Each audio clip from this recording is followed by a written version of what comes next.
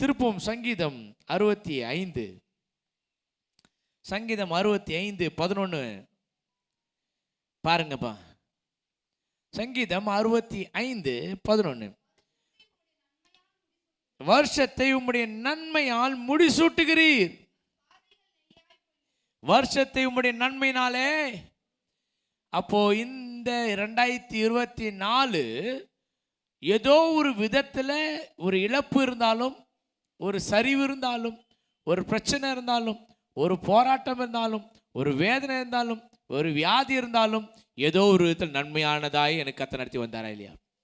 அவர் சொல்றாரு, நன்மையினாலே முடிசூட்டுகிறீர். அப்போ நன்மையினாலே என் வாயை திருப்தியாக்குவேன் என்று வேதம் சொல்லுது. நன்மையினாலே உன் வாயை திருப்தியாக்கு. அப்போ நன்மை என்பது தேவனிடத்திலிருந்து நமக்கு கொடுக்கப்படுது. அப்போ வருஷத்தை நன்மையினாலே முடிசூட்டினாரா இல்லையா? எத்தனை பேர் ஆமென்றீங்க? அல்லேலூயா. வருஷத்தை நன்மையினாலே முடிசூட்டி இருக்கார். அப்போ வருஷம் என்பது எனக்கு கொடுக்கப்படுகிற ஒரு வாய்ப்பு. நிறைய பேருக்கு இந்த நியூ இயர் கொண்டாடுறதுன்றது வந்து ரொம்ப ஒரு ஏதோ ஒரு விஷயமா நினச்சிக்கிறாங்க. புது வருஷம் எதுக்கு தராங்கன்னா, எல்லாரும் என்ன நினைக்கிறாங்க, புது வருஷம் சந்தோஷமாக கொண்டாடுற ஒரு வருஷம் ஆரம்பிக்கிறாங்க. நிறைய பேர் பார்த்தீங்கன்னா இந்த பீச் ரோட்லலாம் பார்த்தீங்கன்னா ஒரே பயங்கரமாக இருக்கும். சில பேர் பப்புக்கு போவாங்க, சில பேர் கிளப்புக்கு போவாங்க, சில பேர் பாருக்கு போவாங்க, சில பேர் பீச்சுக்கு போவாங்க, சில பேர் சர்க்கஸ்ட்டு உருண்டு நிற்பாங்க. காரணம் என்னென்னா, எங்களுக்கு இன்றைக்கி நியூ இயர் பிரதர். நியூ இயர்னா என்ன இருக்கணும்? சரக்கு இருக்கணும். நியூ இயர்னா என்ன இருக்கணும்? பாட்டு இருக்கணும். நியூ இயர்னா இருக்கணும்? டான்ஸ் இருக்கணும். நியூ இயர்னா பப்பு இருக்கணும். அங்கே போயிட்டு நான் நல்லா குத்தாட்டம் போடணும், அங்கே ஜங்குன்னு குதிக்கணும். என்ன நினச்சிக்கிறாங்க? புது வருஷம் பிரதர், இந்த புது வருஷத்தில் நான் இப்படி சந்தோஷமாக ஆரம்பிக்கணும் அப்படின்னு நினைக்கிறாங்க. நான் கேட்குறேன், கர்த்தர் அதுக்காகவா உங்களுக்கு புது வருஷம் தராரு? சரக்கு அடிக்கிறதுக்காக புது வருஷம் தராரு, பப்புக்கும் பாருக்கும் போகிறதுக்காக புது வருஷத்தை தராரு, குடிச்சிட்டு உருண்டுக்கிறதுக்காக புது வருஷம் தராரு. புது வருஷம் ஏன் கொடுக்குறாருன்னே தெரியல நிறைய பேருக்கு. பீச் ரோட்டில் பான்னு கத்தின்னு போகிறதுக்கு புது வருஷம் கொடுத்தாரு. புரியல. வேகமாக பைக் ஓட்டுறதுக்காக புது வருஷத்தை கொடுத்தாரு இல்லையே. புது வருஷத்தை கொடுக்கறது நோக்கமே வேற. போன வருஷத்தில் செய்யாததெல்லாம் புது வருஷத்தில் செய்யறதுக்கான ஒரு வாய்ப்பு. போன வருஷம் நீ உயிரோடு இருந்து என்ன கிழிச்ச, பரவாயில்ல, புது வருஷத்தில் உனக்கு தரேன். அட்லீஸ்ட் இப்போவாது நீ என்ன பண்ணு, ஏதோ ஒன்று செய். இந்த புது வருஷத்தில் ஒரு நன்மையை செய், நல்லதை செய், நல்ல விஷயங்களை செய், நல்ல விஷயங்களுக்காக உன்னை ஈடுபடுத்திக்கோ, நல்ல விஷயங்களாக மாற்றிக்கோ. உன் வாழ்க்கையை மாற்றிக்கிட்டு நீ புது மனுஷனாக மாறு. ஒரு வருஷத்தை உனக்கு எக்ஸ்ட்ரா தரேன் போ. போன வருஷமே போயிருப்ப, போனா போதுன்னு ஒரு வருஷத்தை என்ன பண்ணுறேன் நான் உனக்கு தரேன் அப்படின்னு கொடுக்குறது தான் இந்த வருஷம். ஆஹா ஓஹோன்னு கொண்டாடுறதுக்காக இல்லை. ஹலோ, நீ நிறைய பேர் நியூ இயர் எப்படி நினச்சிக்கிறாங்கன்னா கொண்டாட்டத்தின் வருஷமாக நினச்சிக்கிறாங்க. இல்லை, ஈவா இரக்கமா கிருபையா அதுக்குள்ள நுழைக்க வைக்கிறாரு. நீ நிறைய பேருக்கு புரியாமல் என்ன பண்ணுறாங்கன்னா, புது வருஷத்தை பயங்கரமாக கொண்டாடுறாங்க. எப்படிங்க கொண்டாடலாம்? பிளான்லாம் வர போகிறாங்க, எப்படி கொண்டாடணும்னு பிளான் பண்ணுறாங்க. கேக் வெட்டலாம் பிரதர், சரக்கு அடிக்கலாம் பிரதர், அது பண்ணலாம் பிரதர், இது பண்ணலாம். அப்படி கொண்டாட்டத்தில் அப்படியே ஒரு மாயில் இருக்காங்க. அடுத்த வருஷம் கொடுக்கறதுக்கு காரணமே, இந்த வருஷத்தை செஞ்ச தப்பை அடுத்த வருஷம் தொடராத. இந்த வருஷத்தில் நீ பண்ண முடியாத அடுத்த வருஷத்தை நீ பண்ணுவதற்கான ஒரு வாய்ப்பு, புதிதாக கொடுக்கப்படுகிற ஒரு வாய்ப்பு நமக்கு, நம்மளுடைய வாழ்க்கைக்கு, நம்மளுடைய ஜீவனுக்கு, நம் உயிரோடு கூட இருப்பதற்கு ஒரு வாய்ப்பு. அல்லேலூயா. கொண்டாடி மகிழ்வதற்கு இல்லை. உண்மைதான், புது வருஷத்தை பார்க்குறோமே அதுவே ஒரு பெரிய கொண்டாட்டம் தான். அதானே? ஏன்னா 2024 தொடங்கினவங்க 2024 முடிக்கலையே. டிசம்பர் மாதம் தொடங்கணும், டிசம்பர் மாதம் முடிக்கலையே. அப்போ நீங்கள் நானும் முடித்தோம். இன்னும் ஒரு அரை மணி நேரத்தில் முடிச்சிட போகிறோம். முடிச்சுட்டு புது வருஷத்துக்கு காலடி எடுத்து வைக்க போகிறோம். அல்லேலூயா.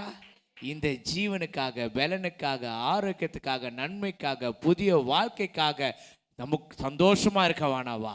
அதுக்கு தான் கொடுக்குது. இப்போ உலகத்தானுக்கும் நமக்கும் நிறைய வித்தியாசம் இருக்குது. வருஷத்தை உங்களுடைய நன்மையினாலே முடிசூட்டுகிறீர்.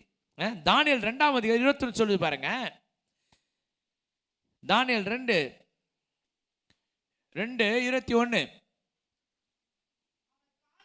அவர் காலங்களையும் சமயங்களையும் மாற்றுகிறவர், ராஜாக்களை தள்ளி ஏற்படுத்துகிறவர். காலமும் சமயமும் யார் கரத்தில் இருக்கு?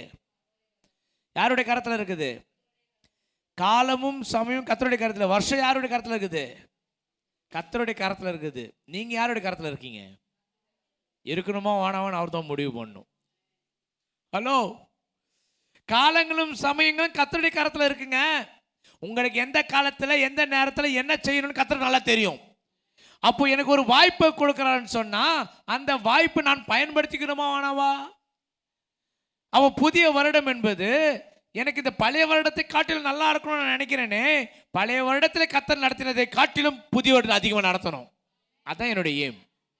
இப்போ நான் என்னுடைய இங்கே நம்ம சபையில் ஆலயத்துக்கு நிறைய பேர் பாருங்க, சர்ச்சுக்கு போகிறதுக்கு கோயிலுக்கு போகிறதுக்கு எல்லாரும் கொஞ்சம் கஷ்டப்படுறாங்க. என்னங்க நல்லா தூங்குற நேரத்தில் போய் கோயில் வச்சுக்கிறீங்க நீங்கள் அப்படின்னு. வீட்டில் இருந்தால் நல்லா கொட்டை விட்டு தூங்கி எழுந்திருப்பேன்ல, தேவையில்லாமல் சர்ச்சில் வச்சுக்கிட்டு தேவையில்லாமல் டென்ஷன் பண்ணிக்கிறீங்க. சபைக்கு ஏன் இருக்கிறோம் அப்படின்னு தெரில. கர்த்தர் உன் காலத்தை மாற்றிடுவார், உன் சமயத்தை மாற்றிடுவார், உன் கஷ்டத்தை மாற்றிடுவார், உன் பிரச்சனையை மாற்றிடுவார், உன் துன்பத்தை மாற்றிடுவார். பழைய வருஷத்தில் கண்ட அந்த துன்பத்தை புதிய வருஷத்தில் மாற்றி கொடுத்துருவாரு. அதுக்காக நான் எங்கே போகிறேன்? ஆலயத்துக்கு போய் கர்த்தரோடு கூட இருந்து கர்த்தர் சமூகத்தில் காத்திருந்து கர்த்தாவை என்னுடைய வாழ்க்கையில பெரிய மாற்றத்தை உண்டு பண்ணுவீராக என்று சொல்லி அவரிடத்துல ஒப்பு கொடுத்துட்றேன். ஏன்னா எல்லாமே அவர் கையில் தான் இருக்குது. நாம் நிற்பதும் நிர்மூலமாகாது இருப்பதும் அவருடைய கிருபையில் இருக்கிறோம். அப்போ அவர்கிட்ட தான் நம்ம இருக்கணும். அப்போ அங்கே தான் நம்ம ஆரம்பிக்கணும். அல்லேலூயா. சொல்றாருங்க, காலங்களையும் சமயங்களையும் மாற்றுகிறவர், ராஜாக்களை தள்ளி ராஜாக்களை ஏற்படுற. நீ இன்னைக்கு மேலே இருக்கிற அப்படின்னு நினச்சிக்காத, சரண் கீழே போயிடுவேன். நீ கீழே இருக்கிற நினச்சிக்காத, சரண் மேலே வந்துடுவேன். அல்லேலூயா. இந்த வருஷத்தில் ரொம்ப அடிபட்டேன் பிரதர், இந்த வருஷம் ரொம்ப கஷ்டப்பட்டேன் பிரதர், இந்த வருஷம் ரொம்ப இழந்துட்டேன் பிரதர், இந்த வருஷம் ரொம்ப மன உளைச்சல் ஆச்சு, இந்த வருஷம் ரொம்ப நான் வேதனையில் அனுபவித்தேன், சொல்ல முடியாத வேதனை அனுபவித்தேன். கர்த்தர் மாற்றுவார். அல்லேலூயா. சொல்றாரு, ராஜாக்களை தள்ளி ராஜாக்களை ஏற்படுத்திடுவேன்.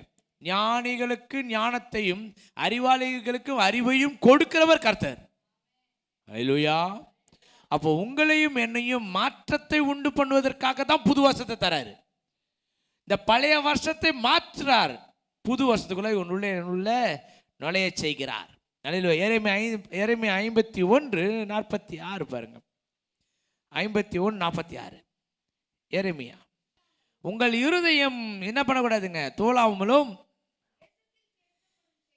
தேசத்தில் கேட்கப்படும் செய்தினால் நீங்க பயப்படாம இருங்க. ஒரு வருஷத்திலே ஒரு செய்தி கேட்கப்படும், பின் மறு வருஷத்துல வேற செய்தி கேட்கப்படுகிறோம். தேசத்திலே கொடுமை உண்டாகும், ஆளுகிறன் மேல் ஆளுகிறன் எதுவுமே நிரந்தரம் கிடையாது. ஆனா நம்ம என்ன பண்றோம்? ஜோசியம் பார்த்து உட்காந்துக்கிறோம். டிவியை திறந்தா ஜோசியம் பார்க்குறோம். டிவியை பார்த்தா என்ன பண்ணுறோம்? என்னுடைய ராசி பலனுக்கு என்ன நடக்க போகுதுன்னு பார்க்குறோம். சுக்கிரன் எவனை நோக்கிறான், சந்திரன் எவனை நோக்கிறான்றதான் நமக்கு இப்போ உட்காந்து ஓடிட்டு இருக்குது டிவியில். இந்த வருடம் உங்களுக்கு எப்படி இருக்கும் தெரியுமா?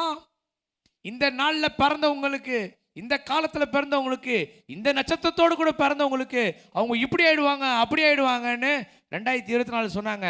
அவங்க செத்து போயிட்டாங்க. 2024 தொடங்கும் போது நான் எப்படி ஆயிடுவேன் தெரியுமா? ஏன்னா இப்ப சனி உச்சத்தில் இருக்குது, சுக்கிரன் அங்க இருக்கிறான் இங்க இருக்கிறான், நாங்க இவர் மண்ணுக்கு போயிட்டாரு, அவர் அடக்கம் பண்ணியாச்சு. சுக்கிரன் இருந்து என்ன பிரயோஜனம்? சந்திரன் இருந்து என்ன பிரயோஜனம்? சனி பகவான் இருந்து என்ன பிரயோஜனம்? எல்லாரும் இருந்து என்ன பிரயோஜனம்? எனக்கு என்ன ஆயிடுச்சிங்க? ஹலோ, இருக்கீங்களா போயிட்டீங்களா? இருக்கீங்களா போயிட்டீங்களா?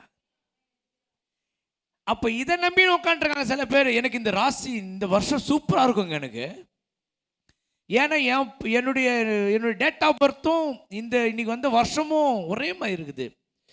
என்னுடைய வருஷமும் இந்த வருஷமும் ஒன்று வருது. இன்னைக்கு என்னுடைய சுக்கிர ராசிக்கு இப்படி இருக்குதுங்க, மகர ராசிக்கு இப்படி இருக்குதுங்க, கடக ராசிக்கு இப்படி இருக்குதுங்க, அப்படின்னு அவங்களோட ராசியை தேடுறாங்க. இன்னைக்கு போய் ராசியை பார்த்து தேடிட்டு என் ராசிக்கு எப்படி இருக்கும் தெரியுமா வர வருஷம்? ஓஹோன்னு இருப்பியான், ஆஹான்னு இருப்பியான், ஓஹோன்னு இருப்பாங்க. இப்போ அங்கே எங்கே இருக்காங்கன்னு தெரில பாவம். நான் சொல்லுகிறேன், கர்த்தருடைய கரத்தில் தான் எல்லாமே வச்சிருக்காரு வழியா உங்கள் கரத்தில் என் கரத்தை கொடுத்து வச்சில்ல. இப்போ கர்த்தருடைய கரத்திலே நான் இருப்பனையானால் என் இருதயம் இந்த மாதிரி ராசியை பார்த்துக்கிட்டு நல்லா இருப்பானா நல்லா இருக்க மாட்டானா நாசமாக போயிடுவானான்னு பார்த்துக்கிட்டு பயந்துட்டு உட்காந்துருக்க வேண்டிய அவசியம்.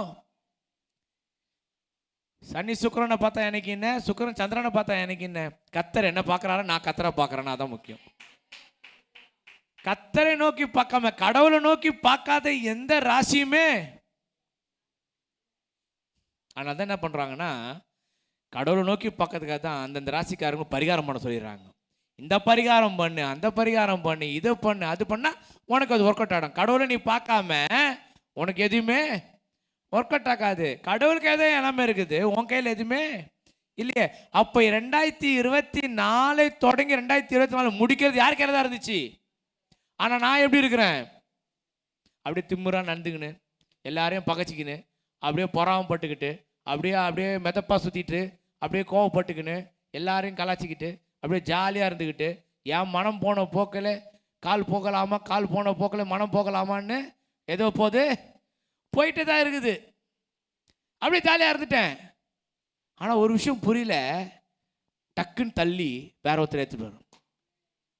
அப்படின்னா என் கையில் என் வாழ்க்கை இல்லை, யார் கையில் தான் இருக்குது வாழ்க்கை? எத்தனை நான் சொல்றது புரியுது? 2024 கொடுத்தது வாழ்வதற்காக. ஆனால் என்னுடைய வாழ்க்கை யார் கையில் தான் இருக்குது? சுக்கிரன் கையில், சந்திரன் கையில், சனி கையிலலாம் இல்லை. யார் கையில் இருக்கு? அல்லேலூயா சொல்லுங்க பார்க்கலாம். அப்போ உங்கள் இருதயம் துவலாமல் இருக்கணும். தேசத்தில் கேட்கப்படும் செய்திகளினாலே நீங்கள் பயப்படாமலும் இருங்கள். ஏன்னா இப்போ கொரோனா வருதுன்னு வாங்க, அட்வான்ஸ் கொரோனா வருதுன்றாங்க. இப்போ அட்வான்ஸாக ஒன்று கொரோனா வரப்போதான், ஆயத்தமாக இருங்கள் அப்படின்னு சொல்கிறாங்க. எல்லாம் நிலவேம்பு கசாயம் குடிச்சிக்கோங்க இப்போவே அப்படின்ட்டு இப்போ எல்லாத்துலையும் நிலவேம்பு கசாயம் குத்துனுக்குறாங்க. நான் சொல்லுகிறேன், தேசத்தில் கேட்கப்படும் செய்திகளினால பீதி ஆகுறோம். நம்ம ஐயோயோன்னு பயப்படுறோம், மறுபடியுமா அப்படின்னு பயப்படுறோம். கேட்கப்படுற செய்திகள்னால பயம் தட்டு தான் செய்யுது. ஆனால் உங்களுடைய ஜீவனும் உங்களுடைய ஆரோக்கியமும் உங்களுடைய பலனும் யார் கையில் இருக்கு? சொல்ல எதிர புரியுது? செய்தி கேட்கறதுனால நீங்க பயப்படாதீங்க, உங்களை யார் வச்சிருக்கா இப்போ?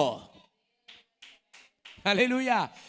அப்போ அது தேசத்தில் கேட்கப்படும் செய்திகள் நீங்கள் பயப்படாமல் இருங்கள். ஒரு வருஷத்திலே ஒரு செய்தி கேட்கப்படும். 2019 COVID-19 2019 வந்தது.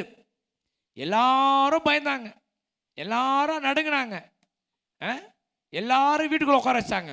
ஒரு வேலை செய்யல. ஆனால் நல்லா என்ன பண்ணோம்? 3 வேலை. ஒரு வேலை செய்யல, ஆனால் சாப்பாடு மட்டும் கரெக்டாக வந்துச்சு. சரி, ஒரு வருஷத்தில் ஒரு செய்தி கேட்கப்பட்ட பின் மறு வருஷத்தில் என்ன பண்ண முடியாது? அது 2019 20 21 அப்படியே அம்மங்கிச்சு. 22 சுத்தமாக போச்சு, 23 போச்சு, 24 போச்சு. அந்த செய்தி அப்படியே கோவிட் இருக்கும் போது அப்படி சுத்தபத்தமாக இருந்தோம். எல்லாத்தையும் கழுவி கழுவி யூஸ் பண்ணோம். கையை கழுவுவோம், காலை கழுவுவோம், மூஞ்சை கழுவுவோம், மூக்கை கழுவுவோம், எல்லாத்தையும் கழுவணும். ஒரு பொருள் வாங்கிட்டு வந்தால் உடனே கழுவி என்ன பண்ணுவோம்? அதை பயந்துட்டு செஞ்சோம். ஆனால் இப்போ அது அப்படியே ஃப்ரிட்ஜுக்குள்ளே வை, அவ்வளோதான், முடிஞ்சு போச்சு. அதெல்லாம் கழுவுதெல்லாம் அப்புறம் செய்யும் போது கழுவிக்கலாம். இப்போ எப்படி ஆச்சு? மறுபடியும் கல்யாணத்துக்கு போனால் கூட முதல்ல நம்ம சானிடைசர் கூடவே எடுத்துன்னு போயிட்டு என்ன பண்ணுவோம்? நம்ம கையை கழுவி தான் பிரியாணியில் கை வைப்போம். ஆனால் இப்போது முதல்ல சாப்பிடுவோம், அப்புறம் கை கழுவிப்போம். இப்போ ட்ரெண்டு மாறி போச்சு. அதெல்லாம் யாருங்க கையெல்லாம் கழுவுறா, முதல்ல சாப்பிடுவோங்க அப்படின்னு முதல்ல என்ன பண்ணுறது? பந்திக்கு முந்திக்கணும், முதல்ல போய் முந்திக்கிறோம். மாறி போச்சு இல்லை? அதான் சொல்கிறாரு, ஒரு நாள் ஒரு செய்தி கிடைக்கும், ஒரு செய்தி பண்ணும். அப்போ வருஷத்திலே நடக்கக்கூடிய பிரச்சனைகளும் போராட்டங்களும் எல்லாமே மாறி போகும். 2024 நடந்த எல்லா பிரச்சனைகளும் போராட்டங்களும் வேதனைகளும் துன்பங்களும் கஷ்டங்களும் மாறி போகும். அதனால அதுலேயே பிடிச்சிட்டு என்ன பண்ணக்கூடாது? நம்ம அங்கேயே நிற்கக்கூடாது, அதுலேயே நின்றக்கூடாது. நம்ம அடுத்தது நோக்கி நடக்க ஆரம்பிச்சிடணுமாமா. அங்கே சொல்லப்படுது. அதான் ஒரு வருஷத்திலே செய்தி கேட்கப்பட்டு பின்பு மறு வருஷத்தில் வேறு செய்தி கேட்கப்படும். தேசத்திலே கொடுமை உண்டாகும். ஆளுநர் மேல் எலெக்ஷன் வந்தால் ஆட்சி மாறிடுது. ஆட்சியும் மாறுது, காட்சிகளும் மாறுது. ஆனால் நீங்களும் நானும் அங்கே தான் இருக்கிறோம். ஹலோ, அங்கே தானே இருக்கோம். அப்போ என் வாழ்க்கை போயிட்டே தான் இருக்கு. பிறந்தேன், வளர்ந்தேன், வாழ்ந்துட்டு இருக்கிறேன். இதில் யார் வந்தாலும் யார் போனாலும் யார் இருக்கா யார் போறான்றது எனக்கு நான் இருக்கிறேன், நான் வாழ்கிறேன், என் வாழ்க்கை வாழ்ந்துட்டு இருக்கு. எத்தனை பேர் நான் சொல்றது புரியுது? அப்போ தேசத்தில் பலவிதமான காரியங்கள் வந்தாலும் அதை குறித்து பயப்பட வேண்டிய அவசியம் இல்லை, அதை குறித்து யோசிக்க வேண்டிய அவசியம் இல்லை. இந்த வருஷத்தை போலவே அடுத்த வருஷம் இருக்குமா? நிறைய பேருக்கு அடுத்த வருஷம் நடக்க போகுதுன்றதுக்கு இப்போ தீர்க்கதரிசனம் கேட்பாங்க. போய் இன்னைக்கு தீர்க்கதரிசனம் அப்படியே பறக்கும். இன்னைக்கு 25 எப்படி இருக்குன்னு தெரிய போகுது. பார்த்தீங்களா? எல்லா தீர்க்கதரிசிகள் நிறைய பேர் இருக்கிறாங்க இன்னைக்கு நாட்டில். அவங்களாம் சொன்ன தீர்க்கதரிசனம் நிறைவேற்றான்னு எவனும் போய் கேட்கறது கிடையாது.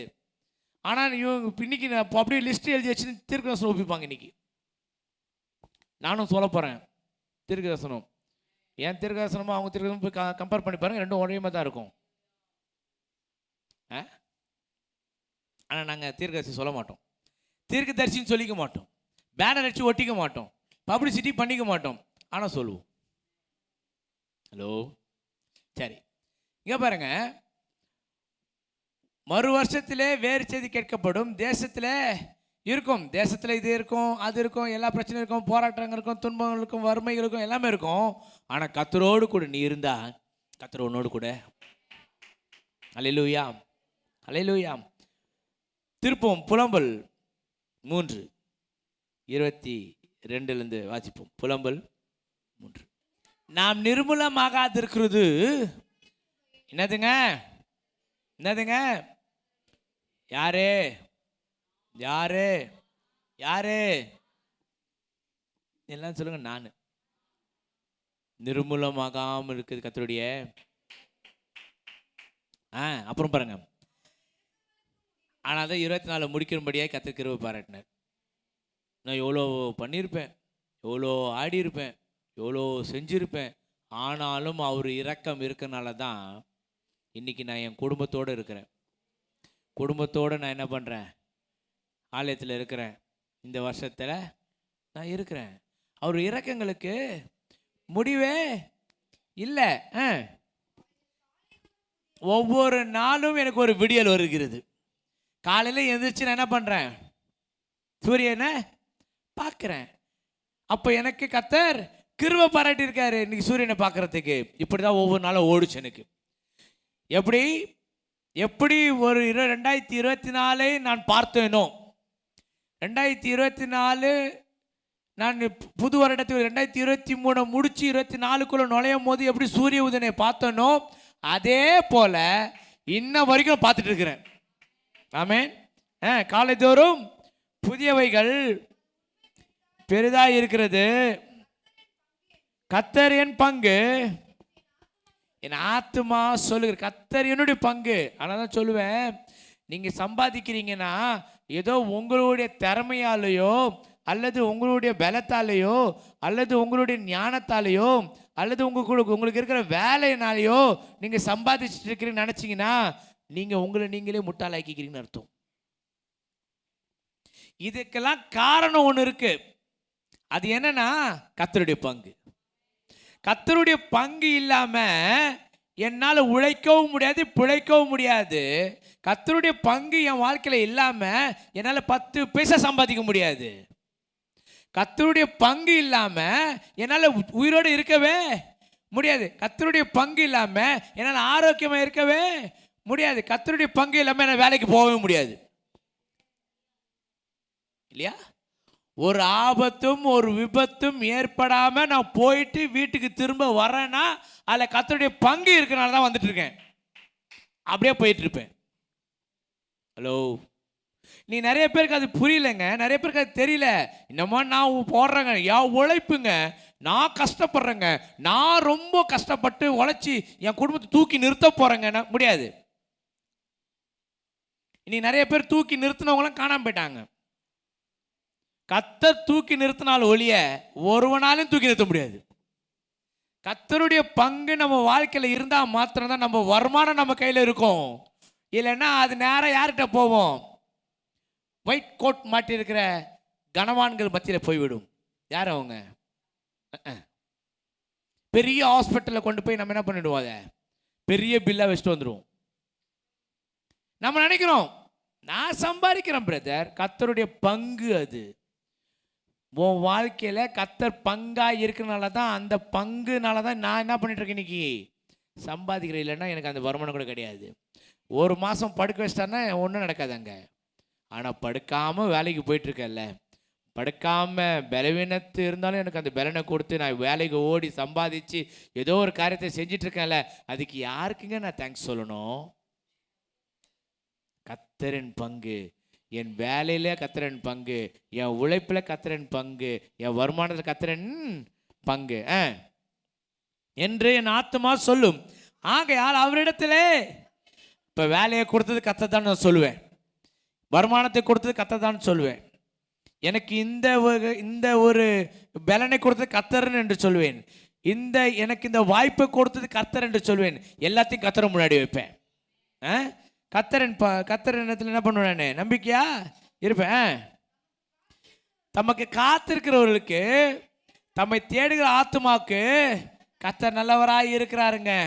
கர்த்தர் நல்லவராய் இருந்தாருங்க. 24 முழுக்க கர்த்தர் நல்லவராய் இருந்தாருங்க. மட்டும் எனக்கு நல்லவராய் இருக்கிறாருங்க. கர்த்தருடைய ரட்சிப்புக்கு நம்பிக்கையோட காத்திருக்கிற நல்லது. கர்த்தருடைய விடுதலைக்கு, ரட்சிப்பு என்னதுங்க? கர்த்தருடைய விடுதலைக்கு நான் நிச்சயமாக விடுதலை ஆவேன். கடன் பிரச்சனையிலிருந்து, போராட்டமான வாழ்க்கையிலிருந்து, சமாதானம் இல்லாத வாழ்க்கையிலிருந்து, நிம்மதியற்ற வாழ்க்கையிலிருந்து, தேவையில்லாத அந்த பிரச்சனையான வாழ்க்கையிலிருந்து கர்த்தர் என்னை விடுதலை ஆக்குவார் என்று நம்பிக்கையோடு கூட வாழ்வேன். நுகத்தை சுமக்கிறது, ஆமாம், சின்ன வயசில் நல்லா வேலை செஞ்சு சம்பாதிக்கிறது நல்லது. வயசானதுக்கு அப்புறம் முட்டி வலிக்குதுன்னு வேலைக்கு போக முடியாது, முது வலிக்குதுன்னு வேலைக்கு போக முடியாது. அப்போ கஷ்டப்படணும்னு கஷ்டப்பட முடியாது. இப்போவே கஷ்டப்பட முடிஞ்சால் கஷ்டப்பட்டு என்ன பண்ணிக்கோங்க, நீங்கள் சந்தோஷமாக சம்பாதிச்சுக்கோங்க. இருக்க கடவன உண்டோ என்று, அதாவது இதெல்லாம் நான் ஏங்க இதெல்லாம் நான் நம்பணும்னு அவசியம் இல்லைங்க. இதெல்லாம் நானே பண்ணதுங்க, நானே செஞ்சதுங்கன்னு துணிகரமாக சொல்லாத. தன் அடிக்கிறவனுக்கு தன் கன்னத்தை காட்டி நிந்தியால் நிறைந்திருப்பானாங்க. ஆண்டவர் என்றென்றைக்கும், ஆண்டவர் என்றென்றைக்கும், ஆண்டவர் என்றென்றைக்கும் 2024 முழுவதும் என்னை கைவிடாத தேவன் இனிமேலும் என்னை கைவிடாது என்று நடத்த வல்லவராய் இருக்கிறார். அல்லேலூயா. இம்மட்டும் நடத்தினார், இனிமேலும் என்னை நடத்த வல்லவராய் இருக்கிறார். அல்லேலூயா, அல்லேலூயா. நடத்துகிறவர் கர்த்தர், நான் அல்ல, என்னுடைய பிரயாசம் அல்ல, என்னுடைய முயற்சி அல்ல, என்னுடைய பலன் அல்ல, என்னுடைய ஆரோக்கியம் அல்ல, என்னுடைய எல்லாம் எதுவுமே இல்லை. எல்லாம் என் ஆண்டவர், எல்லாம் என் கர்த்தர், எல்லாம் எங்க அப்பா. அவரு கொடுத்ததான் நான் வாழ்ந்துட்டு இருக்கிறேன், அவரால் தான் நான் வாழ்றேன். அவர் கொடுக்குறாரு, நான் சாப்பிட்றேன். அல்லேலூயா. எல்லாரும் எழுந்து நிற்போம், எல்லாரும் எழுந்து நிற்போம். கர்த்தர் பெரிய காரியங்களை செய்கிறவராயிருக்கிறார். அல்லேலூயா, அல்லேலூயா. ஜெபிப்போம். அப்பா, உம்முடைய நாமத்து நிமித்தமாய் நாங்கள் கடந்து வந்திருக்கிறோம். 2024 வருடத்தை நாங்கள் கடந்து போக போகிறோம். என் தேவனை நடத்தி கொண்டு வந்தீர் ஆண்டவரே. செங்கடலை பிளந்தீர், கண்மலையில் நீரூற்றை உண்டு பண்ணினீர், வானத்தின் மன்னாவினாலே போஷித்தீர் ஆண்டவரே. எங்களை திருப்தி ஆக்கி நடத்தி வந்தீர் ஆண்டவரே. 2025 எங்களுக்கு ஒரு கானான் தேசத்தை போல ஒரு மிகப்பெரிய ஒரு ஆசீர்வாதத்தின் வருடமாக, நன்மையின் வருடமாக, செழிப்பின் வருடமாக, திருப்தியாக்கிற வருடமாக ஆண்டவரே நீர் அதை மாற்றுவீராக. ஓ, என் தேவனுடைய நாமம் மகிமைப்படட்டும் கர்த்தாவே. ஓ, நான் அல்ல, எங்களுடைய பிரயாசத்தினால் அல்ல, எங்களுடைய முயற்சினால் அல்ல, இது தேவ ஆவினாலே ஆனது, இது தேவ ஆவினாலே ஆனது. நான் அல்ல ஆண்டவரே, நீர் மாத்திரமே மகிமைப்படுவீராக. நீர் மாத்திரமே மகிமைப்படுவீராக. 2024 ஆண்டவரே நாங்கள் முடிக்க நீர் கிருபை பாராட்டினதற்காக உமக்கு ஸ்தோத்திரம் கர்த்தாவே. ஓ உமக்கு ஸ்தோத்திரம், உமக்கு ஸ்தோத்திரம், ஓ உமக்கு ஸ்தோத்திரம். எல்லாரும் வாய்க்கு ஸ்தோத்திரம் சொல்லுங்க, எல்லாம் நன்றி சொல்லுங்க. அப்பா உமக்கு நன்றி. இந்த 2024க்காக உமக்கு நன்றி. 2024 நாங்கள் முடிக்க நீ தந்த கிருபைக்காக நன்றி, உங்கள் தயவுக்காக நன்றி, இரக்கத்துக்காக நன்றி. ஓ உமக்கு நன்றி ஆண்டவரே. எங்கள் தேவைகளை சந்தித்தீரே உமக்கு நன்றி. காரியங்களை வாய்க்க செய்தீரே உமக்கு நன்றி தகப்பனே. ஓ ஹல்லேலூயா, ஹல்லேலூயா, ஹல்லேலூயா. ஓ உமக்கு நன்றி கர்த்தாவே. இந்த புதிய வருடத்தில் ஓ நாங்கள் இணைய போகிறோம். இந்த புதிய வருடத்துக்குள்ளாய் நாங்கள் கடந்து போக போகிறோம் கர்த்தாவே. அப்பா இந்த புதிய வருடம் எங்களுக்கு ஒரு ஆசீர்வதிக்கப்பட்ட ஒரு வருடமாக, நன்மையின் வருடமாக, செழிப்பின் வருடமாக, கிருபையின் வருடமாக நீர் மாற்றுவீராக, மாற்றுவீராக, மாற்றுவீராக தகப்பனே. உம்மால் ஆகும், எல்லாம் ஆகும், எல்லாம் ஆகும் என்பதை அறிந்திருக்கிறோம். நீ செய்ய நினைத்து ஒன்றும் தடைப்படாது. நீ எல்லாவற்றையும் செய்ய வல்லவராய் இருக்கிறீர். ஓ எங்கள் இழப்புகளை இரட்டத்திலே திரும்ப தர வல்லவராய் இருக்கிறீர். எங்களை நீர் ஆண்டவரே, ஆண்டவரே நீங்கள் உயர்த்தி நிறுத்தி அழகு பார்க்கிறவராய் இருக்கிற கர்த்தாவே. ஓ உமக்கு ஸ்தோத்திரம் கர்த்தாவே. கோடான கோடி நன்றிகளோடு கூட இந்த புதிய வருடத்தை நாங்கள் துதித்துக் கொள்கிறோம். இந்த புதிய வருடத்தில் காலடி எடுத்து வைக்கிறோம். இயேசுவின் நாமத்திலே இந்த வருடத்தை நாங்கள் ஆசீர்வதிக்கிறோம். இயேசுவின் நாமத்திலே 2025 நாங்கள் ஆசீர்வதிக்கிறோம், ஆசீர்வதிக்கும். சுகம் உண்டாகட்டும், பலன் உண்டாகட்டும், ஜெயம் உண்டாகட்டும், செழிப்பு உண்டாகட்டும். இயேசுவின் நாமத்திலே 2025 நாங்கள் வரவேற்கிறோம், வரவேற்கிறோம், வரவேற்கிறோம். இயேசுவின் நாமத்திலே நாங்கள் ஜெயம் எடுக்கிறோம், ஜெயம் எடுக்கிறோம். நாம மகிமைப்படட்டும் இயேசுவின் நாமத்தில் பிதாவே, ஆமென். Wish you a happy new year to our church. உங்கள் சபையார் அனைவருக்கும் என்னுடைய இனிய புத்தாண்டு நல்வாழ்த்துக்களை தெரிவித்துக் கொள்கிறேன். சபையார் யாவருக்கும் இயேசு கிறிஸ்து நாமத்திலே வாழ்த்தி 2025க்குள்ளாக வரவேற்கிறேன். கர்த்தர் உங்களையும் குடும்பத்தையும் ஆசீர்வதிப்பார். கரங்களை தட்டி தேவனை மகிமைப்படுத்துவோமா? ஆமென், ஹல்லேலூயா. கர்த்தர் ஒருவருக்கே மகிமை உண்டாதாக. இந்த வருடத்தின்ல நான் ஒரு வாக்குத்தத்தம் கொடுக்கணும்.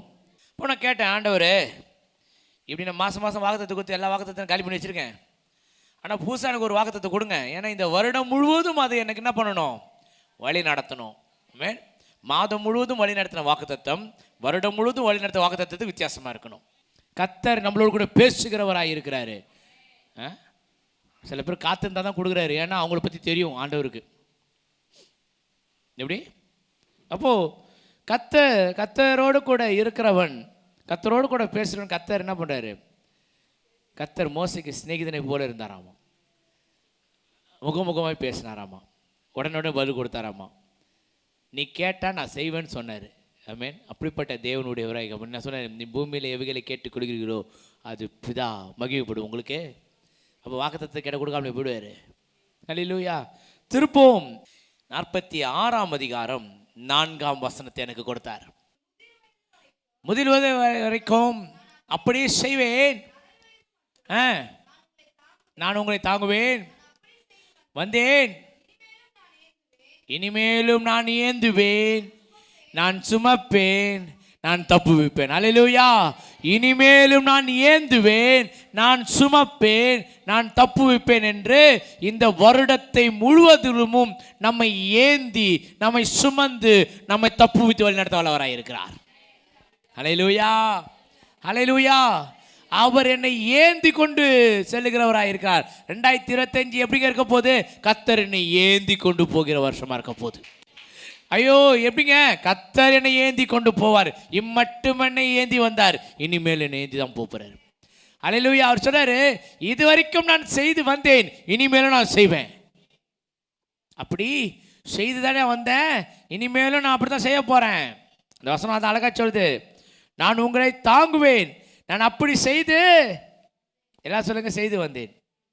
கர்த்தர் என்ன பண்ண? நமக்கு தாங்கினாரா? தாங்கி கொண்டு வந்தாரா?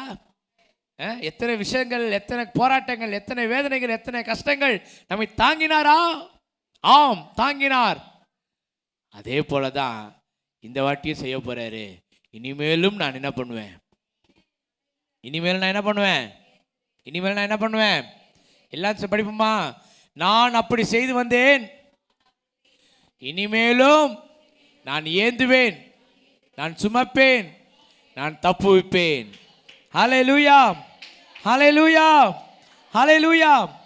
சரி, இந்த வசனத்தை கொடுத்த உடனே நான் ரொம்ப ஆராய்ச்சி பண்ண ஆரம்பிச்சிட்டேன். ஏன் ஆண்டவரே, இது நான் ஏற்கனவே இந்த மெசேஜை கொடுத்துருக்கேன், ஏற்கனவே நான் பேசியிருக்கேன், இதை பற்றி நிறைய நாங்கள் பண்ணியிருக்கோமே, மறுபடியும் அதே சொன்னாங்கன்னா என்ன பாஸ்டரு அரைச்சமாவே திரும்பி அரைச்சிருக்காரு அப்படின்னு நம்ம ஆளுங்களாம் சொல்லுவாங்களே. அப்படி தானே? அப்படி தான் இருக்கும். வசனம் திரும்ப திரும்ப கேட்டாலும் ஒரே மாதிரி இருக்கும். ஆனால் வேறு வேறு விஷயத்தில் வியாக்கியானம் கொடுக்கும், வேறு வேறு விதத்தில் ஒவ்வொருத்தருக்கு ஒரு வெளிப்பாட்டை கொடுக்கும். ஒரே வசனம்தான், இதெல்லாம் ஏற்கனவே படித்த வசனம் தான். ஆனால் எனக்கு கொடுத்த வெளிப்பாடு தெரியுங்களா? முதல்ல ஏந்துவேன் என்று சொன்ன வார்த்தைக்கு அவர் சொல்றாரு, எப்படி ஏந்துவாராம்? சங்கீதம் 91, சங்கீதம் 91 எப்படி ஏந்துவேன் என்று எனக்கு சொன்னார். சங்கீதம் 91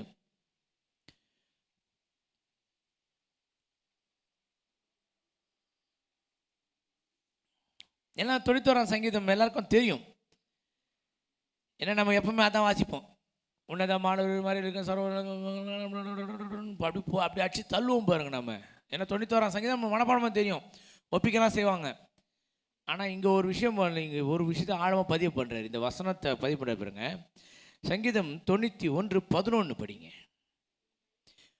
உன் வழிகள் எல்லாம் உன்னை காக்கும்படி உனக்காக.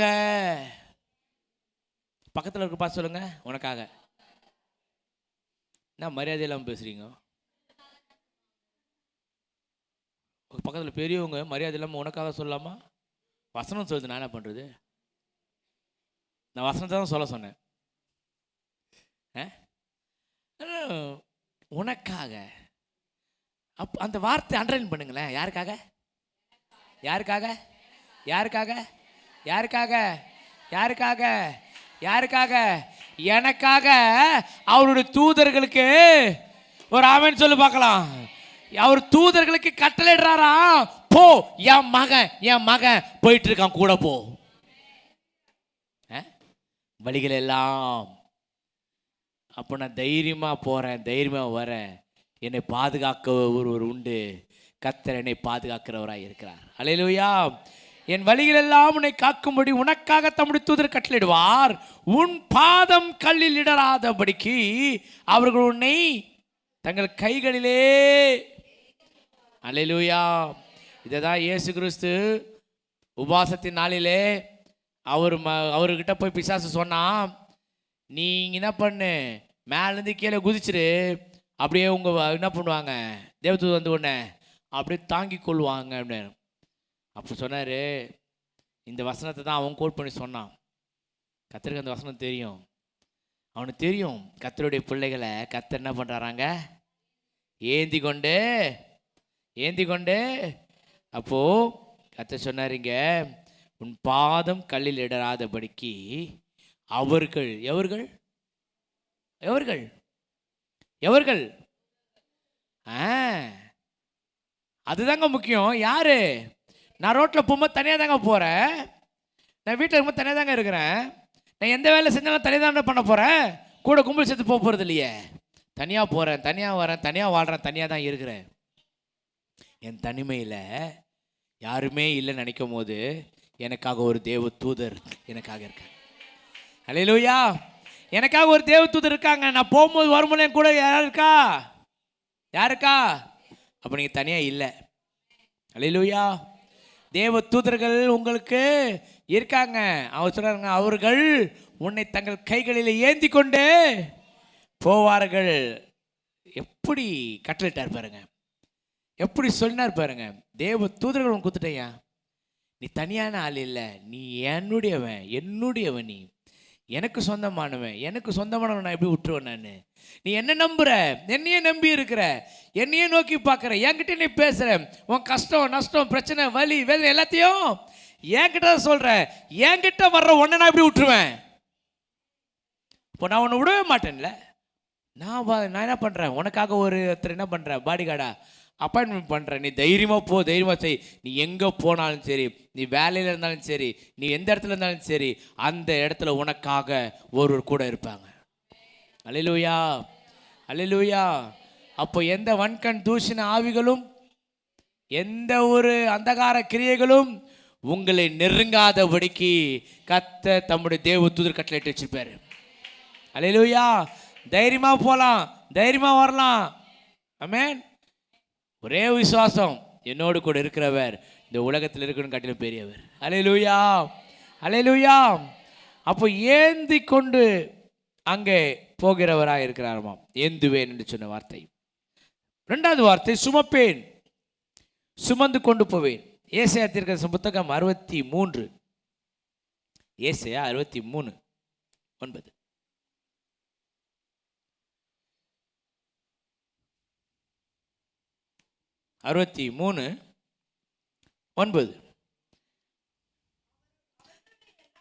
அவர்களுடைய எல்லா நெருக்கத்திலும் அவர் நெருக்கப்பட்டார். சமூகத்தின் தூதனானவர் ரட்சித்தார். நிமித்தமும் பூர்வ நாட்கள் எல்லாம் அவர்களை தூக்கி சுமந்து. அல்லேலூயா. நீங்க பிறந்தது முதல் 2024 வரை அவர் எப்படி வந்தாருங்க? ஒரு ஆமென் சொல்லுங்க பார்க்கலாம். ஒரு ஆமென் சொல்லுங்க. நான் பாக்கியவானா இருக்கிறேன், நான் கொடுத்து வச்சவன், எனக்கு கர்த்தர் என்னை தூக்கி சுமந்துட்டு வராரு. ஒரு தகப்பனை போல தோளின் மேலே சுமந்து கொண்டு வந்தவராய் இருக்கிறாரே. இப்போ நான் பாடணும், தூக்கி சுமந்தாரே.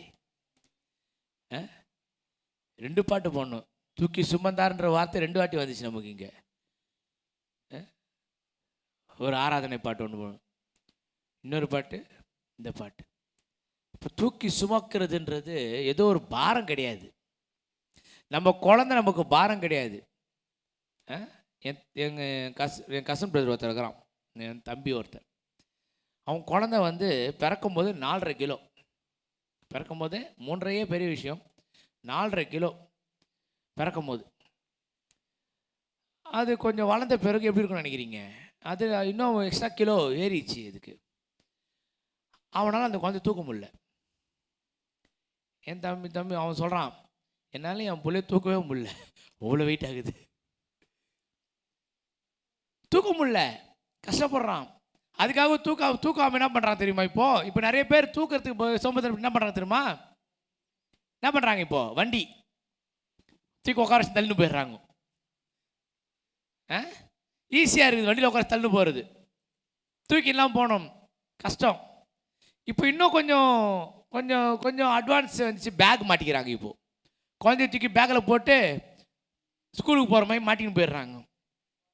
ஸ்கூல் பேக்கு பின்னாடி மாட்டுவாங்க, குழந்தை பேக்கை முன்னாடி மாட்டுறாங்க.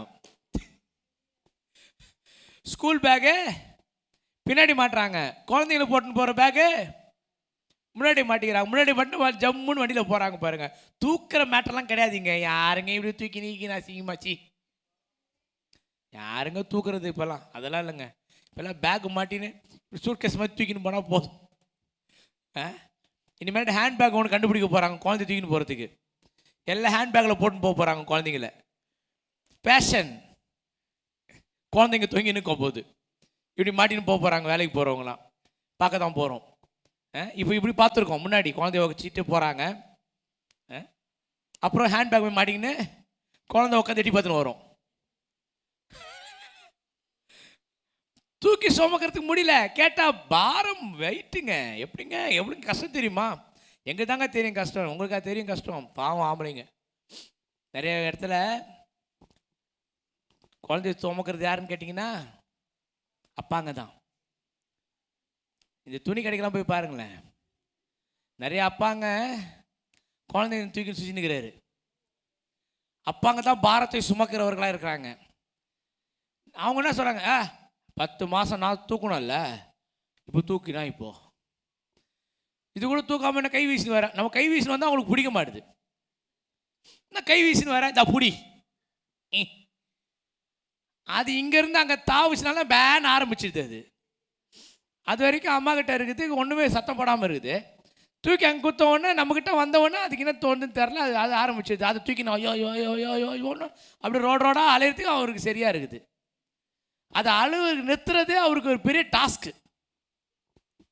அங்கே பேர் இங்கே பேர் அம்மாவை பேர், அம்மா அங்கே துணி எடுத்துன்னு இருப்பாங்க, அம்மா கண்டுக்கவே மாட்டாங்க. அங்கே இவர் தேடுவார், அம்மா அம்மா பேர், அம்மா எங்கே போச்சு தெரியலையே, குழந்தை வீருன்னு கத்தினிருக்கோம். இவர் இங்கே நிறைய பார்த்துருங்களா, துணி கடைக்கெல்லாம் போனால் எல்லாம் பார்க்கலாம், கண்கொள்ளா காட்சி. அம்மா மாரங்களும் துணி எடுப்பாங்க, அப்பா மாரங்களும் போகும் குழந்தைய பார்த்துப்பாங்க. சுமக்கிறது நம்ம ஆண்டவர் எவ்வளோ நல்லவர் பாருங்க. நான் பிறந்தது முதல் இந்நாள் வரைக்கும் என்னை சுமந்து கொண்டு வந்தவராயிருக்க.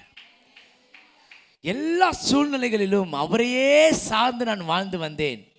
எல்லா சூழ்நிலையும் அவரையே நோக்கி பார்த்து கொண்டிருந்தேன். அவர் ஒரு நாள் என்னை கீழே இறக்கி வச்சிடல. சி அப்படின்னு என்ன பண்ணல. நம்ம கூட கொஞ்ச நேரம் குழந்தைய தூக்கி வச்சுன்னா ரொம்ப ரொம்ப நோய் பண்ணால் நம்ம என்ன பண்ணிவிடுவோம், குழந்தைய கீழே இறக்கி வச்சுருவோம். இல்லை தூக்கிற மாதிரி இருக்கிறோம் 24 hours. நான் உட்கார வச்சு எதாவது ஒன்று கையில் குத்துறது, எதாவது பண்ணு. இப்போ நம்ம குழந்தைங்களுக்கு ஒரு வழி என்ன தெரியுமா, டாய்ஸ் கொடுக்கறது கிடையாது, டேரக்டாக செல்ஃபோன் கொடுத்துட்றோம். ஆமாம், என்ன நமக்கு என்ன தொந்தரவு பண்ணாமல் இருக்கணும் பிரதர், அவ்வளோதான். நிம்மதியே இருக்கணும் பிரதர். குழந்தைய பற்றி என்ன சொல்கிறாங்க, நிம்மதியே போச்சு பிரதர், ஒரே தொல்லையாக இருக்குது. என்ன பண்ணுறாங்க இப்போது, டாய்ஸ் கொடுக்குறப்பால முதல்லலாம் சொப்பு ஜாமான் கொடுத்து அடிக்கிறது கத்துறது சத்தம் போகிறதெல்லாம் கொடுப்பாங்க. அதை உட்காந்து லொட்டு லொட்டு தட்டின்னு இருக்கும், அது சத்தம் வர்றதுக்கு அது அமைதியாக இருக்கும். இப்போ அப்படிலாம் இல்லை, ரோடு ஹண்டர் போட்டு குத்துறது, அது டர்ரு உருன்னு சத்தம் வந்துச்சுன்னா அது உட்காந்து பார்த்துன்னு அது தள்ளுது. ஃபோனை கொடுத்துட்டு என்ன பண்ணுறாங்க இப்போ இவங்க ரிலாக்ஸாக என்ன பண்ணுறாங்க, இப்போ எல்லா வேலையும் பார்க்குறாங்க, இறக்கி வச்சிடுறாங்க. ஏன்னா அவங்களால தூக்க முடியல ரொம்ப நேரம். யாராவது வாய்க்கிறாங்களான்னு பார்க்குறாங்க, யார்கிட்டயோ கொடுத்துட்டு கொஞ்சம் வெயிட் பண்ணுறாங்க, ரெஸ்ட் எடுக்கிறாங்க இவங்க. ஆனால் ஆண்டவர் ஒரு நாள் அப்படி என்ன பண்ணுறது இல்லைங்க, விட்டு கொடுக்குறதே இல்லை. என் குழந்தை என் பிள்ளை நான் தான் சுமப்பேன். அல்லேலூயா.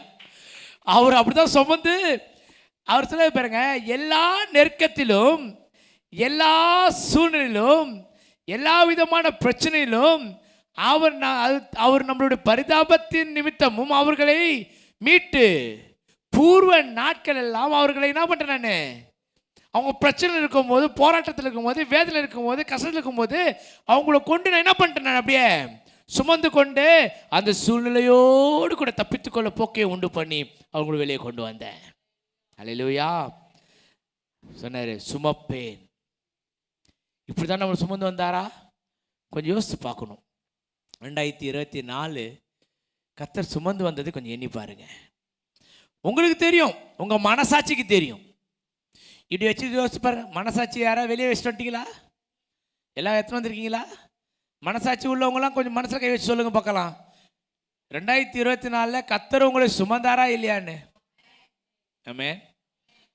ரொம்ப கம்மியாக வருது. ஆமென். கர்த்தருக்கு ஸ்தோத்திரம். அப்போ நம்ம யோசிக்கணும் பாருங்க. இதெல்லாம் நம்ம யோசிச்சு ஆண்டவரே உமக்கு ஸ்தோத்திரம், இம்மட்டும் நடத்தின தேவன் இனிமேல் நடத்த வல்லவராய் இருக்கிறீரே.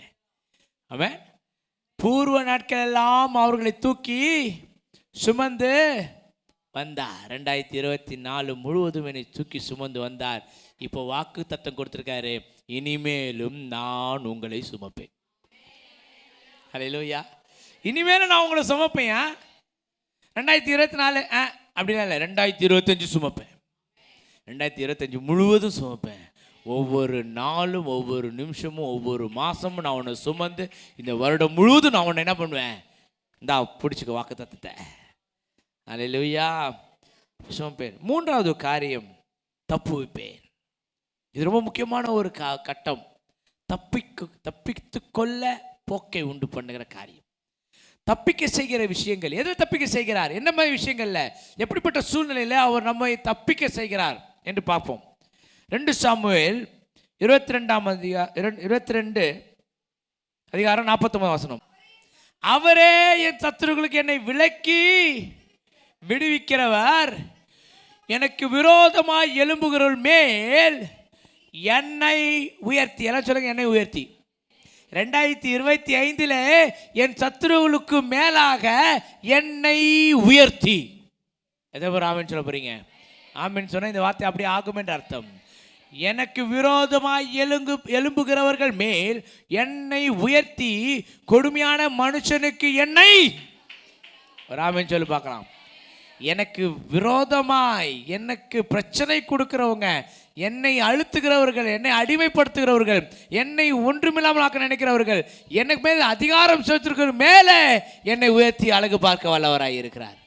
நான் யாருக்கும் கிட்ட போய் கை கட்டி நிற்க வேண்டிய அவசியம் இல்லை, யாருக்கிட்டையும் போய் கெஞ்ச வேண்டிய அவசியம் இல்லை. ஏன்? கர்த்தர் என்னை அப்படியாக நடத்தி கொண்டு வர வல்லவராக இருக்கிறார். மனுஷனுக்கு என்னை தப்புவிக்கிறார். சங்கீதம் 37 எடுத்துக்கோங்க. சங்கீதம் 37:40 பாருங்க. எப்படி தப்புவிக்கிறாராம்? இங்க மனுஷனுக்கு தப்புவிக்கிறார். இங்கே பாருங்க 37:40. கர்த்தர் அவர்களுக்கு உதவி செய்து அவர் விடுவிப்பார். அவர்கள் அவரை நம்பி இருக்கிறபடியால் துன்மார்க்கருடைய கைக்கு அல்லேலூயா கர்த்தர் அவர்களுக்கு உதவி செய்து 2025 கர்த்தர் உங்களுக்கு உதவி செய்ய போறார். எனக்கும் சேர்த்தான். ஆமென். கர்த்தர் எனக்கு உதவி செய்ய போறார். எத்தனை பேர் ஆமென்றீங்க? எத்தனை பேருக்கு உதவி வேணும்? உங்களுக்கு எல்லாருக்கும் உதவி வேணுமோ? அப்படி மூஞ்சிகளை பார்த்தா அப்படி தான் தெரியுது. எல்லாருக்கும் உதவி வர மாதிரி தான் தெரியுது. ஆனால் தான் நம்ம உதவி வரும் கண்மனை நோக்கி பார்க்கின்றேன், இதெல்லாம் இது வரைக்கும் வரல. 2024 ஃபுல்லாக முடிஞ்சு போச்சு. 2025 அதே பாட்டு பாடுறேன். உதவி வரும் கண்மனை நோக்கி பார்க்கின்றேன். கர்த்தர் சொல்றாரு, உனக்கு உதவி வரும், உதவி செய்வேன். அவர்களுக்கு உதவி செய்து அவர்களை என்ன பண்ணுவாராம்? கடன் பிரச்சனை, போராட்டங்கள், சூழ்நிலைகளிலிருந்து கர்த்தர் உங்களை என்ன பண்ண போறாரு? அல்லேலூயா, அல்லேலூயா. ஒரு ஆமென் சொல்லுங்க பார்க்கலாம். அவர்களை யார யார யார என்னை வாயை தந்து சொன்னவங்க மட்டும் தான் விடுதலையாக போறீங்க. இல்லைன்னா 2025 முழுக்க கஷ்டப்பட போறீங்க. பாஸ்டர் நீங்களே சபிச்சா எப்படி பாஸ்டர்? ஏன்னா சபிக்கணும்னு தோணல, ஆனால் சபிக்கிற அளவுக்கு இருக்குது. என்ன பண்ணுறது? அப்படி இல்லைங்க, புரிஞ்சுக்கோங்க. என்னை விடுவிக்க வல்லவராக இருக்கிறான்னு சொல்லி நான் தானேங்க முதல்ல சந்தோஷமாக என்ன பண்ண அதை ஏற்றுக்கணும். எனக்கு நடக்க போகுதுங்க, எனக்கு ஆக போகுதுங்க, எனக்கு கிடைக்க போகுதுங்க. அப்போ நான் தான் ரிசீவ் பண்ணிக்கணும், வாங்கிக்கணும்.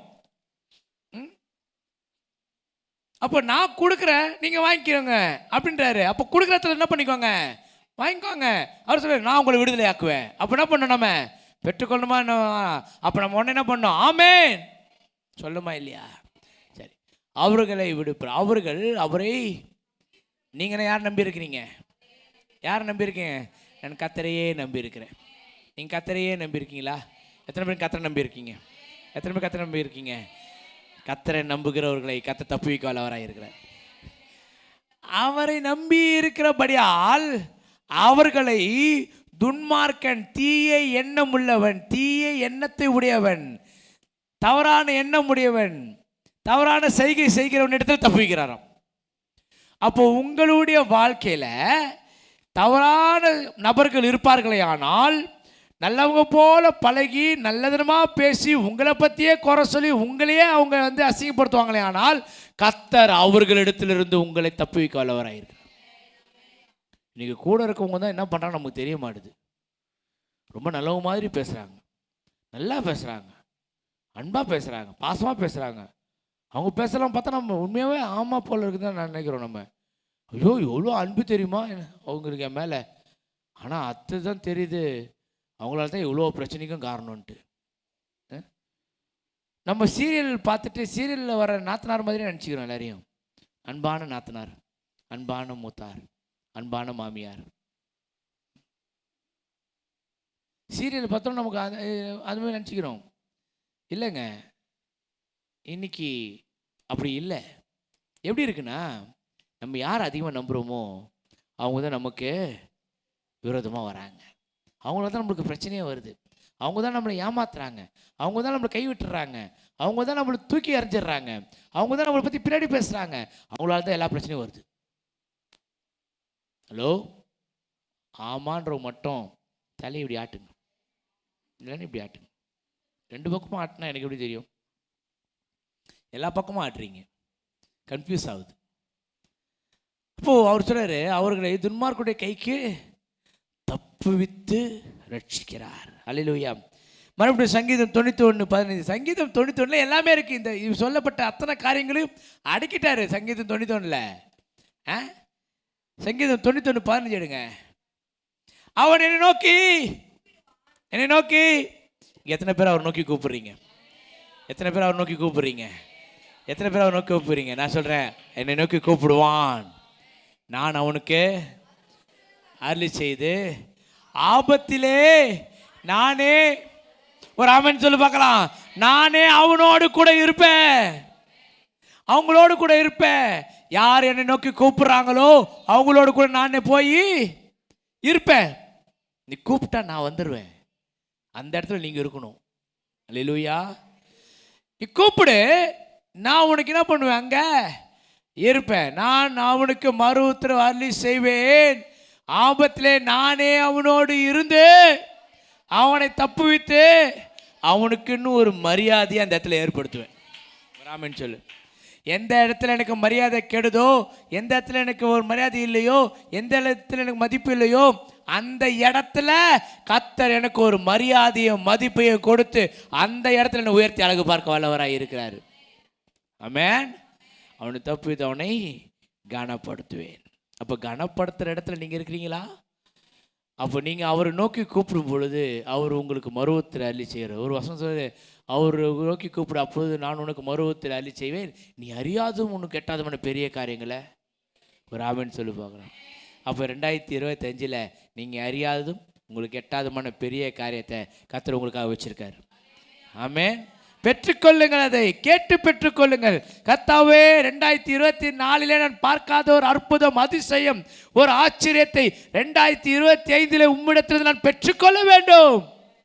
ஜெபம் அப்படி இருக்கணும் பாருங்க. நான் சொல்றேன், ஜெபிங்க, கர்த்தர் அதை உங்களுக்கு தர வல்லவராக இருக்கார். ஹல்லேலூயா, ஹல்லேலூயா. பாருங்க, நானே அவனோடு கூட இருந்து, எனக்கு இந்த வசனம் ரொம்ப பிடிச்சது. வசனம் படிக்கும் போது, கர்த்தாவே நீ என்னோடு கூட இருக்கிறீர், தேவரே நீ என்னோடு கூட இருக்கிறீர், நீ என் கூடவே இருக்கிறீங்கப்பா, நான் உன்னோடு கூட இருப்பேன். அல்லேலூயா. உன்னோடு கூட இருப்பேன், தப்புவிப்பதற்காகவே உன் கூட இருப்பேன். உன் பிரச்சனையில், உன் போராட்டத்தில், உன்னுடைய வேதனையில், உன் கஷ்டத்தில், உன் துன்பத்தில், உங்களுடைய எல்லா விதமான சூழ்நிலையும் நான் உன் கூட இருக்கிறேன். எத்தனை பேர் அப்படி சொல்லுவாங்க? சொல்லுங்க பார்க்கலாம். எத்தனை பேர் இன்னைக்கு அந்த மாதிரி சொல்லி தைரியம் கொடுக்குறான் நமக்கு? சொல்லுங்க. சொல்கிறாங்களா? நான் இருக்கிறேன், நீ கவலைப்படாத சொல்கிறாங்களா? பயப்படுறாங்க. இப்போது காஸ்ட் ஆப்புக்கு போகிறேன்ட்டு சொன்ன உடனே எங்கே வந்து நின்ற போகிறேன்னு பயப்படுறாங்க. நான் ஒன்று என்ன கவலைப்படாத, நான் இருக்கேன்னு சொல்லவே இன்றைக்கி யாரும் சொல்கிறது இல்லைங்க. நான் இருக்கிறேன், லவ் பண்ணுறது தான் சொல்லிக்கிறாங்க, வேறு யாரும் சொல்கிறது கிடையாது நாட்டில். நான் உன் கூட இருக்கிறேன், நான் உன்னை விட்டு விலகுவதும் இல்லை, நீ கைவிடுவதும் இல்லை அப்படின்னு அவங்க தான் சொல்லிக்கிறாங்க. ஆனால் மற்றவங்க யாருமே, எந்த சொந்தக்காரனே சொல்ல மாட்டான், நான் ஒன்று விட்டு விலகுவதும் கைவிடுவதும் சொல்கிறது கிடையாது. எந்த சொந்தக்காரனா சொன்னோன்னா நம்ம ஃபோன் பண்ணால் ஃபோன் எடுக்க மாட்டான். ஆபத்திலே நானே அவனோடு கூட இருந்து, யாரும் வரதில்லை. ஹலோ, யாரும் ஃபோன் பண்ணா ஃபோன் சுவிட்ச் off, phone not reachable, phone out of coverage, phone ரிப்பேருங்க, எல்லாம் வருது. ஆனால் யாருமே கூட, ஆனால் கர்த்தர் என் கூட இருப்பார். அவர் எப்பவுமே அவுட் ஆஃப் கவரேஜுக்கே கிடையாது. ஏன்னா அவர் என்னோடு கூட இருக்கார். நான் என்னை நோக்கி கூப்பிடுவான், காத்திருக்காரு. இவன் கூப்பிடுவான், கண்டிப்பாக கூப்பிடுவான். ரொம்ப ஆடுது, கண்டிப்பாக கூப்பிடுவோம். இது என்னை விட்டு போயிடுச்சா? இல்லை போகல, இது போயிருக்குது, கண்டிப்பாக கூப்பிடுவோம். இது என்ன, அவர் காத்துட்ருக்காருங்க, கூப்பிடுவீங்கன்னு காத்துட்ருக்காரு. இவன் என்னை நோக்கி கூப்பிடுவான், கண்டிப்பாக கூப்பிடுவான். ஏன்னா ஏன் சொல்லுங்க, ஏன் நாம் அவரை கூப்பிடுவோம் சொல்லுங்க பார்க்கலாம்? ஏன்னா எனக்கு அவர் விட்டால் வேறு யாரும் தெரியாது. எனக்கு அவர் விட்டால் வேறு யாரும் தெரியாதுங்க. வேறு யார் இருக்கா? எனக்கு வேறு யார் இருக்கா? எனக்கு அவர் இருக்கார். ஃபோன் பண்ணால் எடுக்க மாட்டாங்க, பார்த்துக்கோங்க.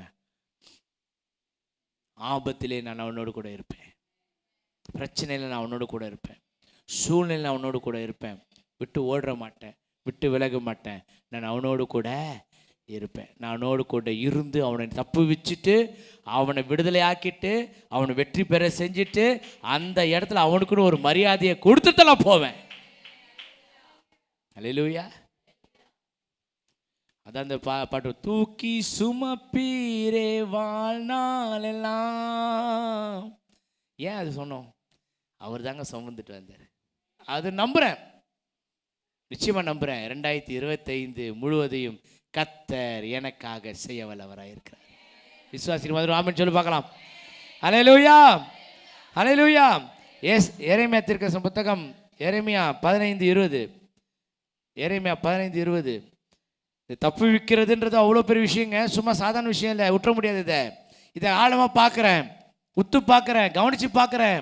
ஏன்னா இந்த தப்பு விற்கிறதுன்றது அவ்வளோ விஷயம் இருக்குது. ஏதோ அப்படி போயிட முடியாது. தப்பு விற்கிறேன் எதனால, எதில், எப்படி? எரேமியா 15:20 பாருங்களேன். உன்னை இந்த ஜனத்துக்கு எதிரே அலங்கமாக்குவேன், விரோதமாக யுத்தம் பண்ணுவார்கள், ஆனாலும் அதெல்லாம் வாய்ப்பே இல்லை ராஜா, வாய்ப்பே இல்லை ராஜா, வாய்ப்பே இல்லை ராஜா.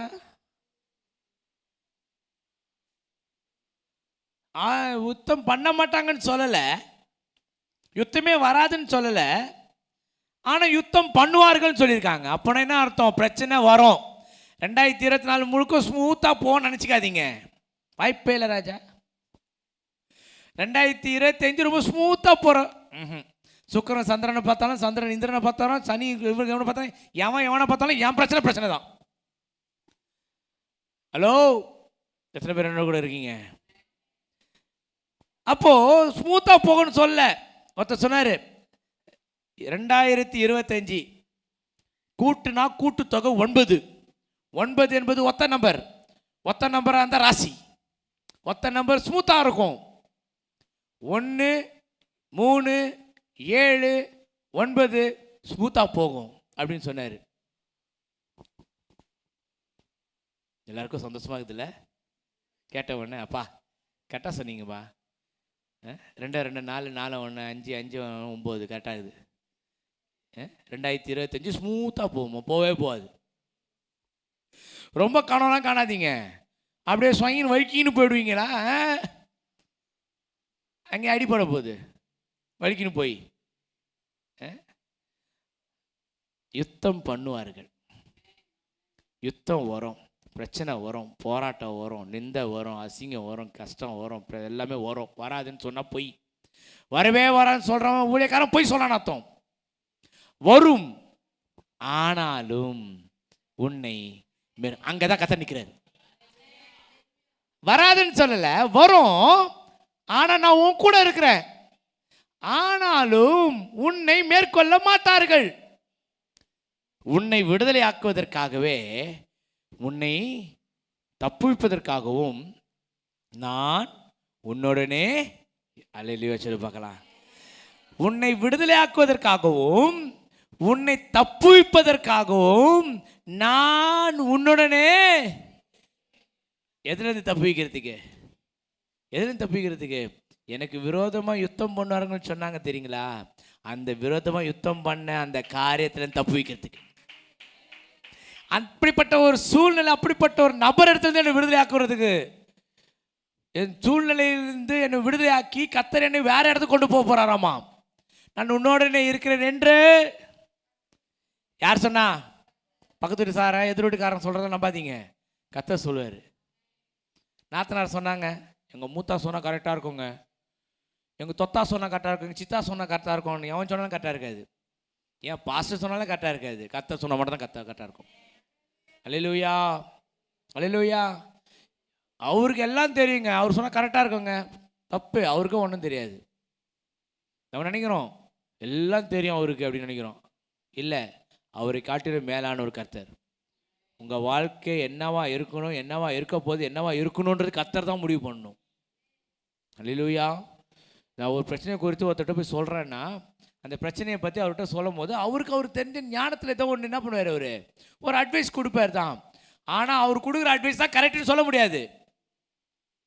இன்னைக்கு நிறைய பேர் என்ன பண்ணுறாங்கன்னா கொடுக்குற அட்வைஸ் அப்படியே கேட்டுக்கிட்டு அப்படியே செஞ்சு போய் மாட்டிக்கிறாங்க. இன்னும் அதிகமாக இல்லை, அட்வைஸ் கேட்டால் கேட்டுக்கோங்க, ஆனால் அதுதான் கரெக்டுன்னு முடிவு பண்ணாதீங்க. கர்த்தர் உங்களை வழி நடத்தும் போது தான் அது கரெக்டாக நடத்தப்படும். சொல்கிறார், உன்னை ரட்சிப்பதில் உன்னை தப்புவதில் நான் உன்னுடனே நான் உன்னுடனே நான் உன்னுடனே நான் உன்னுடனே. பக்கத்தில் வாசல் கர்த்தர் உன்னோட இருக்கிறார். அல்லேலூயா, அல்லேலூயா. எத்தனை பேர் சந்தோஷமா இருக்கீங்க? கர்த்தர் என் கூட இருக்கிறார் என்னை தப்புவிப்பதற்காக. ஆமென். கர்த்தர் என்னை தப்புவிக்க வல்லவராக இருக்கிறார். தானியேல் சிங்கக்கவியில் போடும்போது அதை யோசித்தான், கர்த்தாவே சிங்கம், ஐயோ பயமாகுது சிங்கம், எல்லாம் பசியாக பட்டினியுமா இருக்கிற சிங்கம், நல்லா ஃபுல் மீல்ஸ் சாப்பிட்டு வந்த சிங்கம் இல்லை, காஞ்சி போய் எப்படா கிடைக்குன்னு காத்திருக்கிற சிங்கம். சிங்கத்தில் கொண்டு போய் போட்ட உடனே சிங்கம் அசிங்கமாயிடுச்சு. சிங்கத்துக்கே ரொம்ப அசிங்கமாயிடுச்சு, சாப்பிட முடியல. அது அவ்வளோ பசியாக இருக்குது, போடும் போதே சாப்பிட்ருக்கணும், சாப்பிட முடியல. சிங்கத்தின் வாயிலிருந்து தப்பிக்க வல்லவராக இருந்தாரா? சிங்கத்தின் வாயில் தப்பிக்க வல்லவராக இருந்தாரா? ஆமா ராஜாவே நீர் வாழ்க, நான் ஆராதிக்கிற தேவன் இந்த சிங்கங்களின் வாயிலிருந்து தப்பிக்க வல்லவராக இருந்தார். அல்லேலூயா. கர்த்தர் சொல்லுது புரியுது? உங்களை சுற்றில நிறைய கர்ஜிக்கிற சிங்கம் இருக்கலாம், பிசாசான கர்ஜிக்கிற சிங்கம் போல சுற்றி திரியலாம், ஆனால் அவனால் உங்களை மேற்கொள்ளவே முடியாது. அல்லேலூயா. ஏன் தெரியுமா? என்னோடு கூட என் கர்த்தர் இருக்கிறார். அல்லேலூயா சொல்லி பார்க்கலாம். நான் உன்னோடு கர்த்தர் சொல்லுகிறாரு, நான் உன் கூட இருக்கிறேன். அல்லேலூயா. அப்போ கர்த்தர் தப்பிப்பாரா இல்லையா? தைரியமாக சொல்லலாம், கர்த்தர் என்னை சிங்கங்களின் வாயில் தப்பிக்க வல்லவராக இருக்கிறாரு. அல்லேலூயா. அக்கினி ஜுவாலை மத்தியில் நடந்தாலும் என்னை அந்த அக்கினியிலேருந்து தப்பிக்க வல்லவராக இருக்கிறார். ஆமென். 2 கொரிந்தியர் 1ஆம் அதிகாரம் 8ஆம் வசனம். 2 கொரிந்தியர் 1ஆம் அதிகாரம் 8ஆம் வசனம் கடைசியாக வாசித்து முடிப்போம்.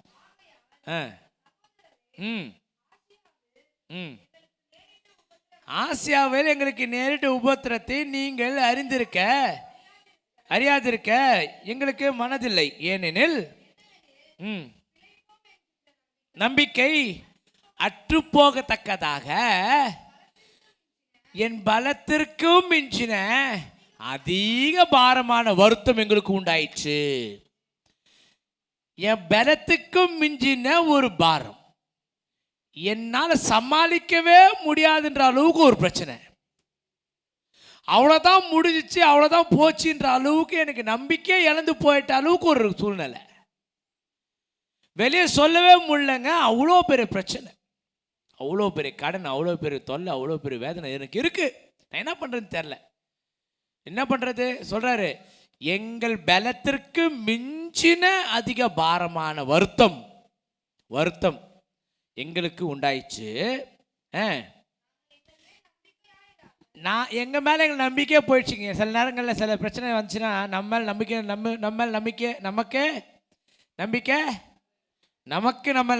போயிடும்.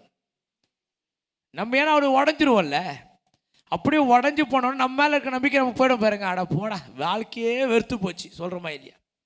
வெறுப்பாகுது பிரதர், சீப்போன்னு ஆயிடுச்சு பிரதர், கஷ்டமாக இருக்குது பிரதர், என்ன பண்ணுறதுன்னு தெரில பிரதர், அப்படியே வெறுத்து போச்சு பிரதர், எனக்கு அப்படியே வாழவே பிடிக்கல பிரதர், எனக்கு யார் பார்த்தாலும் கோவம் வருது பிரதர், அவங்க மூஞ்செல்லாம் பார்த்தா எனக்கு பயங்கரமாக கோவம் வருது பிரதர், வெறுக்கிறேன் அவங்கள, அப்படி ஒரு மாதிரியாக இருக்குது, எனக்கு வாழ்க்கையே வெறுப்பாயிடுச்சு, ஏன்டா வாழ்றோன்னு இருக்குது, சீக்கிரமாக நமக்கு சாவு வர மாட்டுது, அப்படிலாம் நான் என்ன பண்ணுறேன், வெறுத்து போகிறேன். அப்படிப்பட்ட வெறுப்பான நாட்கள் எல்லார் வாழ்க்கையிலும் வரும், எல்லார் வாழ்க்கையிலும் வருது, எல்லாரும் வாழ்ந்து தான் இருக்கிறாங்க. சொல்கிறாரு, அப்படி என் மேலேயே என்னால் வெளியே வர முடியுன்ற நம்பிக்கை எனக்கு இல்லை, நான் சாதிப்பேன்னு நம்பிக்கை எனக்கு இல்லை, நான் ஜெயிப்பேன்னு நம்பிக்கை எனக்கு இல்லை. ஏன்னா என்னை விட என் பிரச்சனை பெருசு. என்னால் சமாளிக்க முடியும்னா ஏதோ ஓரளவுக்கு சமாளிக்கலாம், அவ்வளோதான் என்னால் முடியும். ஆனால் சமாளிக்கவே முடியாத அளவுக்கு பிரச்சனை இருந்தா ஹலோ என்ன பண்ணுவீங்க? நிறைய பேர் தற்கொலை பண்ணிக்கிறாங்க.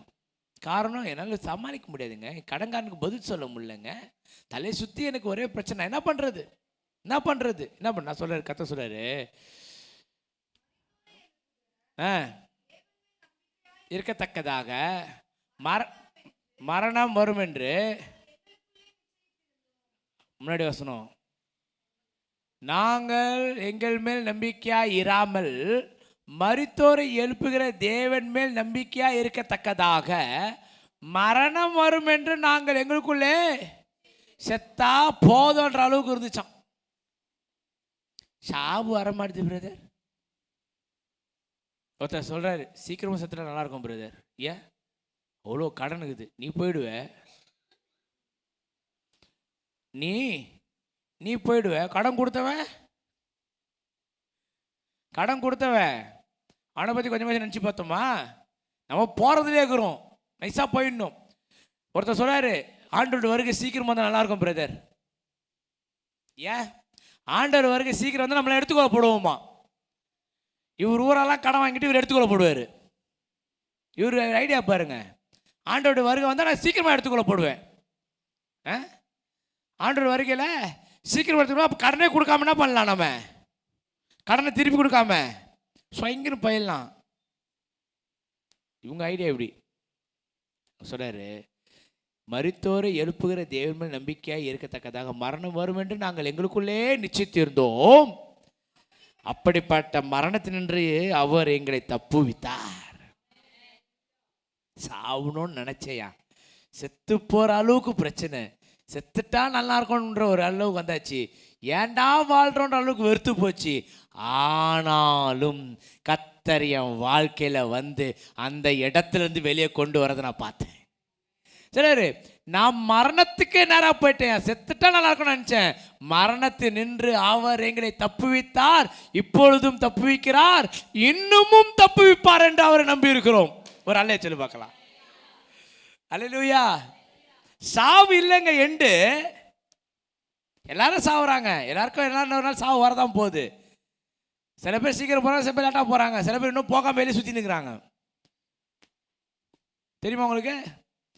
அவங்களாம் ஏன் போகிறேன்னு நமக்கு தெரில, ஆனால் போகாமல் இருக்காங்க. ஆனால் நிறைய பேர் இருப்பாங்கன்னு நினைக்கிறவங்களும் போயிட்டாங்க. இதான் வாழ்க்கை. சில பேர் என்ன பண்ணுறாங்க, இந்த பிரச்சனையாகவே என்ன பண்ணுறாங்க, பிரச்சனைக்காகவே செத்தா போதும் நல்லாயிருக்கும், இந்த பிரச்சனையை என்னால் ஃபேஸ் பண்ண முடியல, பிரச்சனையால் சமாளிக்க முடியல, இதனாலேயே எனக்கு ஒரு மரணம் வந்துட்டான்னு செத்துட்டா நல்லாயிருக்கும், பா போய் சேர்ந்துலாம், போய் சேர்த்துனா நிம்மதியாக இருக்கலாம் சொல்கிறாங்க என்கிட்ட. போய் சேர்ந்தா நிம்மதியாக இருக்கும் பிரதர்னு. நான் என்னுடைய ஊழியத்தில் இந்த பிசாசு ஒருத்தர் ஊழியமாக இருக்கனால எல்லாரும் பிசாசை துரத்துவாங்க, நான் பிசாசிட்ட பேச்சுவார்த்தை நடத்துவேன். ஹலோ, பிசாசு எல்லாரும் என்ன பண்ணுவாங்க, துரத்துவாங்க. ஆனால் நான் துரத்துறதுலாம் கிடையாது, பிசாசுக்கிட்ட நான் என்ன பண்ணுறேன், பேச்சுவார்த்தை நடத்துகிறேன். அப்போ அது சொல்லும் போது சொல்லுது, ஒழுங்காக நான் சாகாமல் உயிரோட இருந்திருக்கிறான், செத்து low low low low low லோன்னு என்ன பண்ணுகிறேன், இப்போ செத்தோ எனக்கு நிம்மதி இல்லை. நிறைய பேர் சாக வேண்டிய எண்ணத்தோடு கூட வந்திருப்பீர்களே, ஆனால் இதை கொஞ்சம் நினைத்து கொள்ளுங்கள், செத்தாலும் உங்களுக்கு நிம்மதி கிடையாது. இப்போ இருக்கிற நிம்மதியை விட அப்போ ரொம்ப மோசமாக இருக்குது. அப்போ ஏதாவது ஒரு உடம்பு தேடுது போய் சேர்ந்துக்கிறதுக்கு, போய் ஏறிக்கிறதுக்கு, வாழ்கிறதுக்கு. நிறைய பேர் வாழும் போது சாவ தர்றாங்க, செத்தவங்க எல்லாம் வாழ்க்கையை தர்றாங்க. உங்களுக்கு தெரியுமா?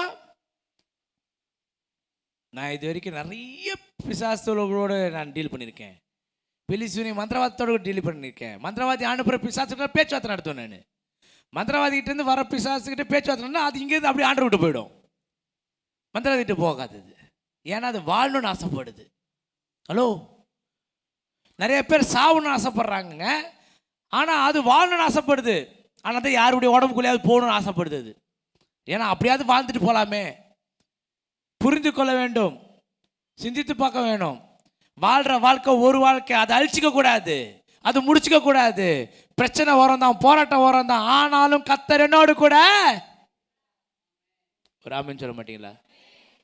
அப்போ நான் எதிர்த்து நிற்க திராணி உள்ளவர்களாய் நான் மாறணுமா இல்லையா?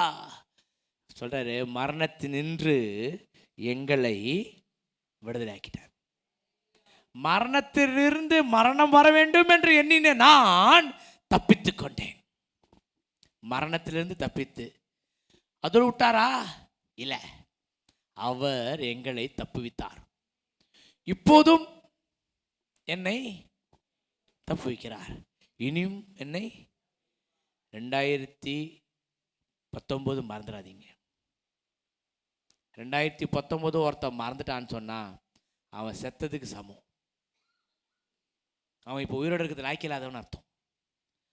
2019 ஒருத்தன் மறந்துட்டேன்னா அவன் வாழ்க்கை ஃபுல்லாக எதுக்குமே லாய்க்கு இல்லாதவன் அர்த்தம். 2019 கர்த்தர் நம்மை தப்புவித்தாரா? ஒரு ஆமீன் வரல பத்தியா? உங்களுக்கெல்லாம் கோவிட் வரலன்னு நினைக்கிறேன். கோவிட் வந்தவங்களுக்கு போய் பார்க்கணும். அவங்க தான் சொல்லுவாங்க எப்படி வந்தாங்கன்ட்டு வெளியே.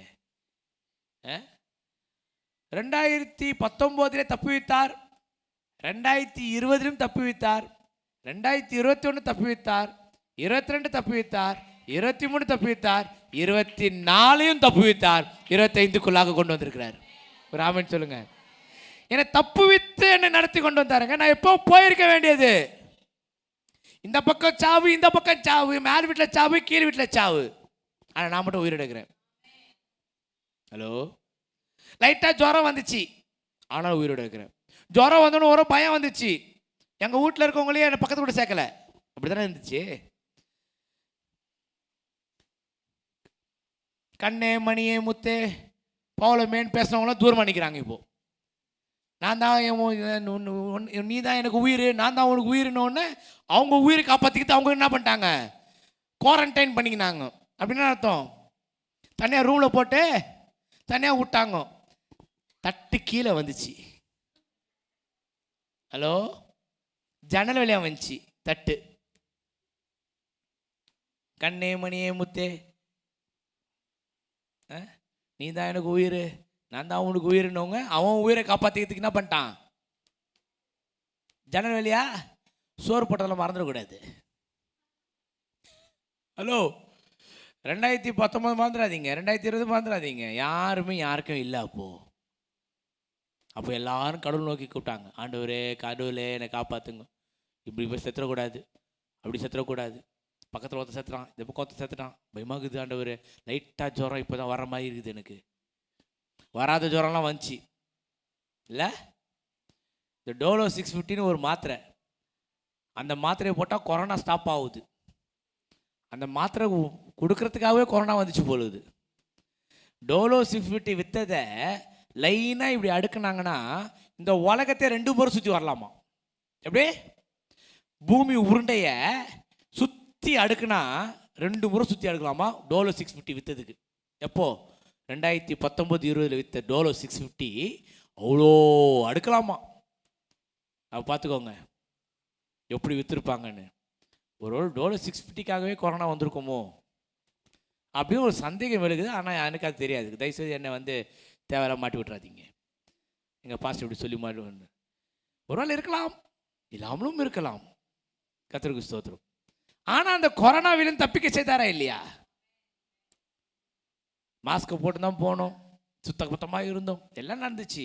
மறந்துடாதீங்க. அப்போ தப்புவித்தார். மரணம் என் வாசலில் படுத்திருந்தது, என் பக்கத்து வீட்டில் படுத்திருந்தது. மரணம் எல்லா இடத்துலையும் இருந்தது. நான் பார்க்குற இடம், கேட்குற இடம், பேசுகிற இடம் எல்லாம் நான் யாரை அதிகமாக நம்பிக்கொண்டு இருந்தனோ அவரே மறித்து விட்டார். ஐயோயோ அவருக்கேவா அப்படின்லாம் தோணுச்சு. நாங்கள் அவ்வளோ ஜாக்கிரதையாக இருக்கிற ஆள், அப்படி பத்திரமா இருந்தார், அவருக்கேவா. பதட்டத்தோடு கூட பீதியில் வாழ்ந்து கொண்டு இந்த நாட்களை மறந்துடாதீங்க. கர்த்தர் அதை அனுமதித்தார். ஏன் அனுமதிச்சார் தெரியுமா? இன்னைக்கு 2024 உட்காந்துட்டு கர்த்தரை நாம் ஆராதிக்க வேண்டும் என்பதற்காக, அதை எண்ணி பார்க்க வேண்டும் என்பதற்காக, என்னை தப்பு வித்து வழி நடத்தினதை எண்ணி பார்க்க வேண்டும் என்பதற்காக. அல்லேலூயா. இல்லைன்னா அதெல்லாம் ரொம்ப அழைச்சிவேன், ஜப்பானில் வந்துச்சிங்க, சைனாவில் வந்துச்சிங்க நம்ம சொல்லிட்டு போயிருப்போம். உண்மையாக தான் சொல்கிறேன். கர்த்தர் இங்கே அனுமதித்த காரணம் தெரியுமா? இன்னைக்கு நீங்களும் நானும் சாட்சியாக நிற்கிறோம். அல்லேலூயா. சொன்னார், மரணத்தினின்று அவர் எங்களை தப்புவித்தார். இப்பொழுதும் இப்பொழுதும் இப்பொழுதும் வியாதி வந்தா, பிரச்சனை வந்தா, கஷ்டம் வந்தா, நஷ்டம் வந்தா, இழப்பு வந்தா, எவ்வளோ பெரிய சூழ்நிலை வந்தாலும் தப்புவிக்கிறார். அல்லேலூயா, அல்லேலூயா. இப்பொழுதும் தப்புவிக்கிறார், இன்னமும் ஒரு ஆமென் சொல்லி பார்க்கலாம். 2025 முழுவதும் என்னை தப்புவிக்க வல்லவராயிருக்கிறார். 2025 முழுவதும் நான் ஒவ்வொரு நாளும் என்னை தப்புவிக்க வல்லவராயிருக்கிறார். ஒவ்வொரு மணி நேரமும் என்னை தப்புவிக்க வல்லவராயிருக்கிறார். ஒவ்வொரு நிமிஷமும் தப்புவிக்க வல்லவராயிருக்கிறார். வியாதி வரலாம், சுகர் வரலாம், பிபி வரலாம், என்ன வேணா வரலாம், ஆனால் கர்த்தர் என்னை தப்புவிக்க வல்லவராயிருக்கிறார். எத்தனை பேர் விசுவாசிக்கிறீங்க? அல்லேலூயா. எந்த சூழ்நிலையிலும் அவர் உங்களை விட்டு விலகாதவராக இருக்கார். நான் சொன்ன வசனம் சொன்னது, நான் உங்களை ஏந்துவேன், சுமப்பேன், தப்புவிப்பேன்.